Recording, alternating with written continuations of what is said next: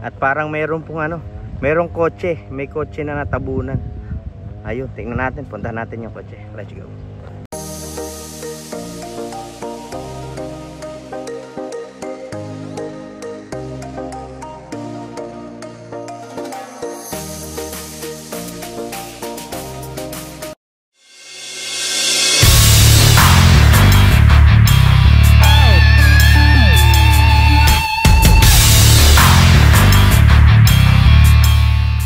This is Apa and I'm the Papa. Welcome to our channel.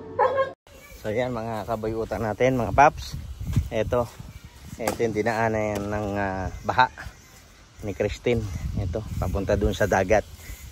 Pupuntahan natin yung dagat na kung saan nagtagpo ang tubig dagat at ang tubig baha. Ayan.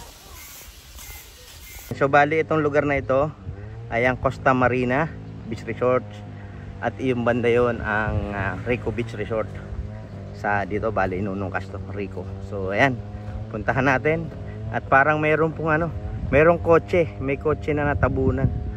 Ayun, tingnan natin, puntahan natin yung kotse. Let's go.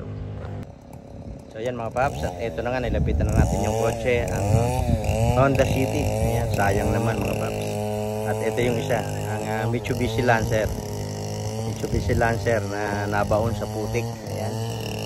Ayan, nakita nyo yung malalaking troso. Yan yung malalaking troso na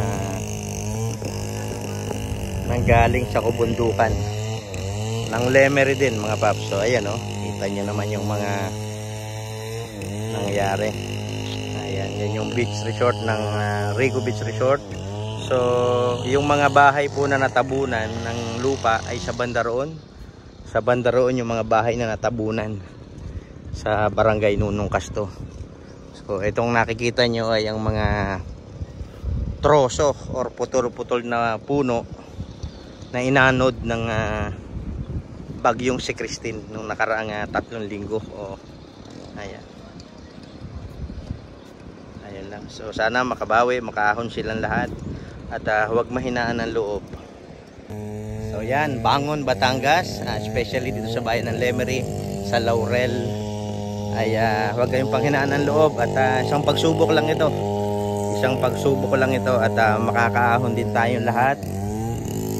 Kung hindi tayo bibigyan ng ganitong problema, kung hindi natin masusolusyonan. So bali kinakatok lang tayo. Ayan, sa mga ahensya ng gobyerno dyan na hinahayaan lang na putulin ang mga puno. So ayan, gumante ang kaligasan, ibinalik.